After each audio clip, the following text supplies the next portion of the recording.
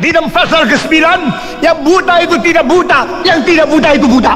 Hari depan itu sama sekali menjadi tanda tanya. Tidak tahu nasi nanti sore dari mana. Dia harus cari pekerjaan sendiri. Perjuangan sulit sekali. Tapi justru di keadaan demikian, dia tidak lemah imannya.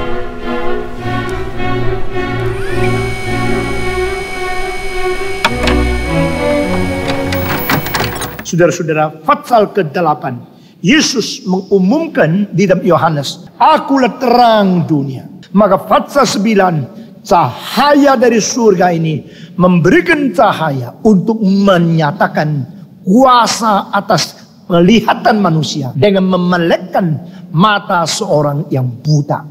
Orang yang buta ini bukan orang biasa, tapi orang yang lebih rendah dari orang biasa. Orang buta ini tidak ada status dan identitas yang beres, karena dia seorang pengemis. Papa mamanya masih ada, tapi tidak bisa menunjang hidup dia. Dia sendiri tidak mungkin mencari nafkah, sehingga dia harus mencari nafkah melalui minta-minta. Dan anugerah Tuhan justru tiba kepada orang ini.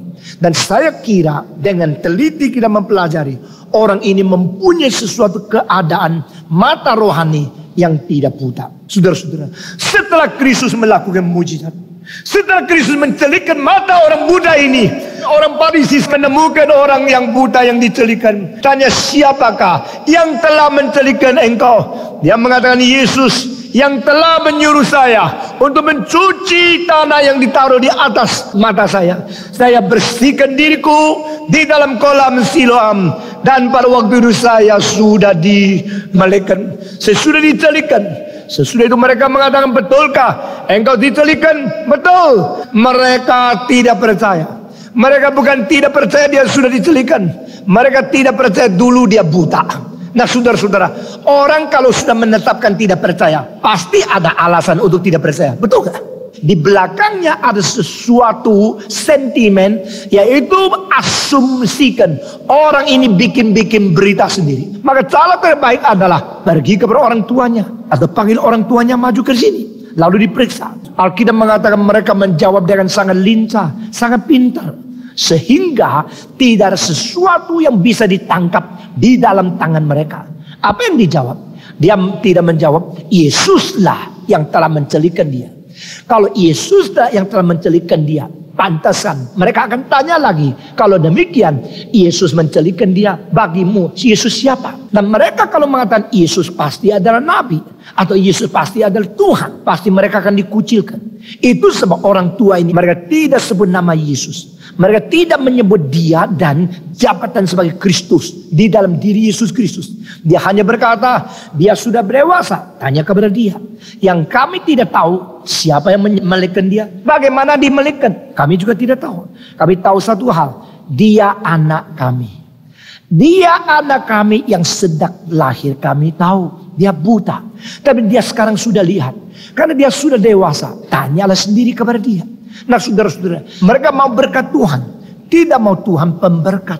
Ini keadaan dari kedua orang tua si buta yang dimelekkan. Kita lihat rohani macam pertama di sini. Kedua, kita melihat orang-orang ini, mereka melihat seorang yang sudah dicelikkan, bukan saja tidak menemukan kemuliaan Allah dan peristiwa, bukan saja tidak merasa harus bersyukur kepada Allah yang telah melakukan mujizat, maka mereka melihat sesuatu kesulitan yang besar untuk menjatuhkan hukuman kepada Yesus Kristus. Karena Yesus menyembuhkan orang buta itu pada hari Sabat. Orang Farisi sekarang sudah lupa makna aslinya, cuma memegang tradisi dan segala macam peraturan-peraturan, sehingga agama mereka diikat oleh tradisi dan diikat oleh organisasi mereka sendiri. Peraturan-peraturan mereka telah mematikan mereka. Mereka bukan melihat kebesaran Tuhan, mereka bukan melihat pekerjaan Roh Kudus, mereka tidak melihat kuasa ilahi. Mereka melihat, loh, kok hari Sabat kita dilanggar, kurang ajar banget. Siapa ini Yesus berani melanggar hari Sabat? Kalau demikian, dia pasti seorang berdosa besar. Apa sebab? Karena dia tidak menjalankan hukum Taurat. Kalau dia tidak menjalankan hukum Taurat secara tidak sengaja, masih bisa diampuni. Tapi justru dia melakukan itu di dalam keadaan kesengajaan. Kalau demikian, secara hukum ini jauh lebih berat. Ini adalah orang pasti pasti bukan dari Allah. Di sini kita melihat logika boleh bekerja mengikuti sesuatu kemauan yang sudah membabi buta. Sehingga di dalam pasal ke-9, yang buta itu tidak buta, yang tidak buta itu buta. Saudara-saudara, setelah mereka menanya ibunya, mereka tidak mendapatkan jawaban yang puas, dan mereka juga tidak bisa berbuat apa-apa untuk melukai kedua orang tua ini. Maka mereka pergi tanya lagi, karena orang tua mengatakan tanya dia sendiri, dia sudah dewasa, tanya lagi. Maka tanya lagi, sudah dipanggil orang yang buta yang dicelupkan kembali. Lalu mereka tanya kepada dia, bagaimana pandanganmu tentang Kristus? Si buta yang dicelupkan mengatakan, saya tidak tahu dia siapa. Engkau bilang dia berdosa, saya tidak peduli. Dia tidak berdosa, saya tidak peduli. Saya mengetahui satu hal, dulu saya buta, sekarang saya celik. Iman mulai menyanyi. Menyanyi apa? Menyanyi fakta perubahan. Ditanya lagi, bagaimana engkau dicelikkan? Dia sudah tidak tahan. Dia mengatakan, sudah saya katakan. Kenapa engkau tanya lagi? Apakah engkau mau menjadi murid dia juga? Mau ikut saya? Ayo aku memberikan pendaftaran kepadamu. Nah saudara-saudara, pemimpin-pemimpin agama datahan menerima ajaran orang remeh. Kurang ajar kamu. Siapa engkau? Engkau pengemis di tengah jalan. Sekarang mau suruh saya daftar di kamu, lalu ikut Yesus jadi muridmu. Dia berkata, engkau murid Yesus, kami murid Musa. Kami tahu Allah telah berfirman kepada Musa, tapi kami tidak tahu orang ini dari mana, firman-Nya dari mana, kata-katanya dari mana, pekerjaannya dari mana, kami tidak tahu. Si buta yang dicelupkan ini sekarang tidak bisa tahan. Dia mengatakan dia orang berdosa dan saya tidak tahu, tapi saya tahu dia itu nabi. Lalu dia maju lagi, didesak. Tahu tidak dia orang berdosa? Lalu orang ini tidak bisa tahan lagi. Dia menjawab dengan satu kalimat yang luar biasa. Jawab orang itu kepada mereka, aneh juga bahwa kamu tidak tahu dari mana dia datang, sedangkan ia telah memelekkan mataku. Maksudnya, kamu ini orang-orang aneh. Nah saudara-saudara, pengemis, orang di pinggir jalan marah-marah sama pendeta atau uskup, ini kurang ajar betul. Ini orang-orang aneh. Coba bayangkan, dulu tak pernah lihat apa-apa. Dari lahir, tak tahu apa itu matahari, tak tahu apa itu bulan, tak tahu apa itu bentuknya hidung manusia, cuma pegang-pegang kira-kira sendiri saja. Sekarang sudah lihat, langsung dia berani mengatakan kepada pemimpin-pemimpin agama, ini orang-orang aneh. Kurang ajar tak? Dia melekkan mata saya, engkau tidak tahu dia dari mana? Goblok betul. Pasti dari Allah dong.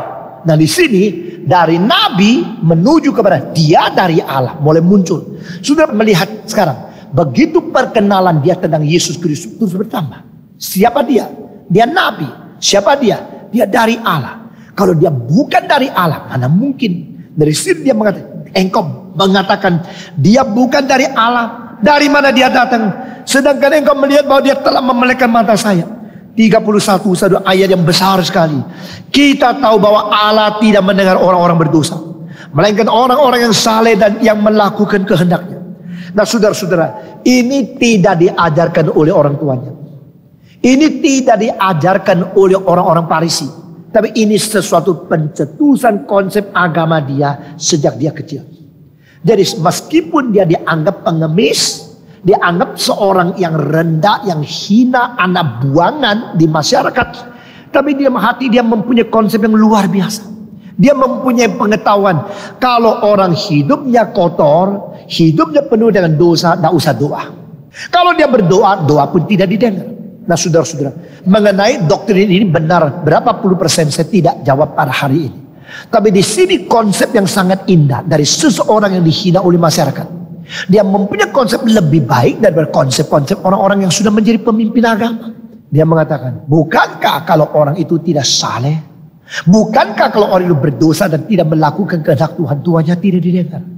Berarti si buta ini dari kecil mengetahui kewajiban semua manusia harus hidup suci supaya permintaan dan keinginannya dikabulkan oleh Tuhan. Si buta dari kecil itu sudah mempunyai suatu tanggapan bahwa kalau kita pura-pura dan hidup tidak suci, doa kita percuma. Si buta ini mengatakan, dari kecil mempunyai konsep manusia harus menjalankan kehendak Allah. Saudara-saudara, Ini jawaban yang agung. Ini jawaban yang begitu besar. Kami mengetahui, dan dia bukan saja mempunyai konsep pribadi, dia mempunyai asumsi setiap orang harus mempunyai pengetahuan ini. Sebagaimana kita harus mengetahui, as what we should know. Bukankah kita harus mengetahui? Masa engkau tidak tahu? Sesudah pemimpin-pemimpin agama mendengar kalimat yang begitu berani dari seorang pengemis di tengah-tengah jalan, mereka langsung mendekan dengan peraturan yang ada, dengan segala konsep-konsep eksklusif yang sudah menutup diri mereka masing-masing untuk mendekat akan pemuda ini. Saudara-saudara, lalu pemuda ini menjawab, jika orang itu tidak datang dari Allah, ia tidak dapat berbuat apa-apa. Nah saudara-saudara, pengertian daripada si buta yang dicelikkan ini luar biasa. Karena dia mengetahui sesuatu perbandingan yang boleh dikatakan satu penemuan yang begitu sensitif dan begitu orisinil. Dia mengatakan di ayat sebelumnya, kita tahu dari dulu-dulu sampai sekarang, tidak pernah kita mendengar bahwa orang yang dilahirkan buta bisa disembuhkan. Nah saudara-saudara, dia telah menemukan sesuatu hal yang hebat. Nah saudara-saudara, siapa yang bisa tahu kalau di kota Jakarta ada satu mobil yang baru yang modelnya tidak pernah ada. Begitu jalan, wih, mobil itu muncul. Kecuali dia memang ahli mobil yang studi mobil. Betul tidak?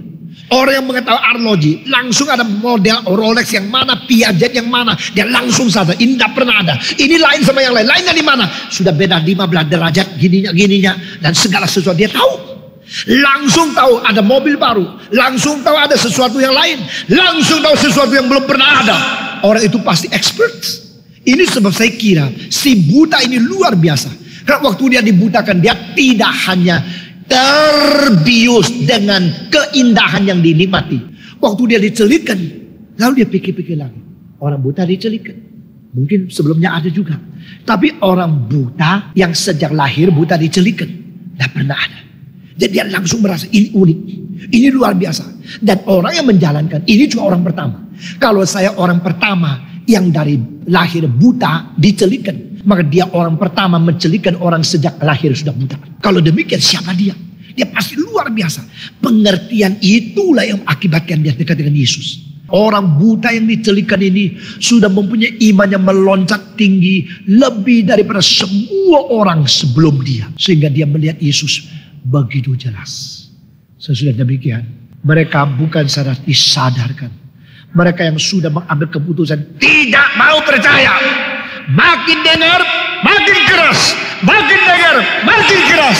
Engkau ini lahir sama sekali di dalam dosa. Dan engkau hendak mengajar kami. Lalu mereka mengusir dia. Dia tidak takut. Dia orang yang hina. Dia orang yang miskin. Dia orang yang tidak tahu hari depan bagaimana. Biasanya karena kasihan orang lain dia dapat uang makan. Tapi hari ini dia dikucilkan. Dia tidak mungkin lagi bisa memakai profesinya untuk menjadi seorang yang minta-minta. Apa sebab? Karena matanya sudah buka. Kalau mata sudah buka, dia mau minta-minta lagi. Orang bilang, matamu melek kok minta-minta. Aku dia berikan engkau. Hari depan itu sama sekali menjadi tanda tanya. Tidak tahu uang makan dari mana. Tidak tahu nasi nanti sore dari mana. Dan tidak orang lagi memberikan kepada dia. Dia harus cari pekerjaan sendiri. Perjuangan sulit sekali. Tapi justru dia keadaan demikian, dia tidak lemah imannya. Bukan saja tidak lemah imannya, Yesus sengaja menemukan dia lagi. Waktu Yesus menemukan dia lagi, bukan Yesus memperkenalkan dia ke dalam satu company yang besar supaya dia boleh mendapat pekerjaan yang gajinya besar. Tidak. Yesus juga bukan mengatakan engkau sudah mendapatkan siksaan begitu besar, engkau menyangkal aku kah? Tidak. Yesus langsung menambah iman. Kalau ada iman, kesulitan berapa besar, tidak usah takut. Kalau tidak ada iman, disingkirkan semua kesulitan, tetap rasa sulit. Pada waktu Yesus bertanya kepada dia, engkau percaya kepada anak manusia kah? Siapakah anak manusia itu? Dan sudah perhatikan, anak manusia ini apa artinya? Istilah ini memang mempunyai sesuatu keunikan tersendiri. Dan di dalam buku Nabi Yeskiel disebut anak manusia. Tetapi di sini anak manusia yang tunggal itu artinya Yesus. Sehingga begitu banyak terjemahan berlainan di Indonesia. Bahasa Inggris, bahasa Tionghoa langsung diterjemahkan bukan engkau percaya kepada anak manusia apa? Tetapi Yesus menanya, percayakah engkau kepada anak Allah? Dia mengatakan, Tuhan, di mana dia? Supaya saya boleh percaya. Berarti dia sudah lama menginginkan bertemu dengan anak Allah. Dia sudah lama ingin mempunyai iman yang ditujukan oleh anak Allah. Kalau kita melihat perkembangan konsep agama yang begitu stabil dan sehat, tidak heran kalau dia sedang tunggu sesuatu. Yesus sekarang mau menguatkan iman dia, bukan menambah keadaan finansial, bukan menambahkan jaminan asuransi, bukan menambahkan kesempatan lowongan kerja, bukan memberikan kekayaan harta lebih banyak. Yesus akan menambah iman kepercayaan sejati tentang kristologi, sehingga kalau dia beriman di atas batu karang Yesus Kristus sebagai sebuah fondasi yang kekal, dia akan tidak takut lagi dengan gelombang-gelombang yang menempuh hidupnya. Engkau percaya kepada anak Allah kah? Ya Tuhan. Dia tidak sebut Yesus Rabi. Dia tidak sebut Yesus Nabi. Dia sebut Tuhan. Yesus menjawab dengan tenang, engkau bukan saja sudah lihat dia. Engkau bukan saja sudah pernah tahu dia. Sekarang yang sedang bicara dengan engkau, dialah anak Allah. Setelah dengar kalimat itu, sudah tidak jalan lagi menolak. Dia langsung berlutut di tengah-tengah jalan. Dia menyembah Yesus Kristus sebagai Tuhan. Saudara-saudara, penyembahan ini mengakibatkan kesulitan lebih banyak. Tapi apa gunanya kita menghiraukan itu jika kita betul-betul kembali kepada sumber hidup kita masing-masing. Demi nama Yesus Kristus, saya tanya kepadamu, sudahkah engkau mengenal Kristus? Apakah pandanganmu tentang anak Allah ini? Sekarang rendahkan diri, buka hatimu, kembali kepada Dia.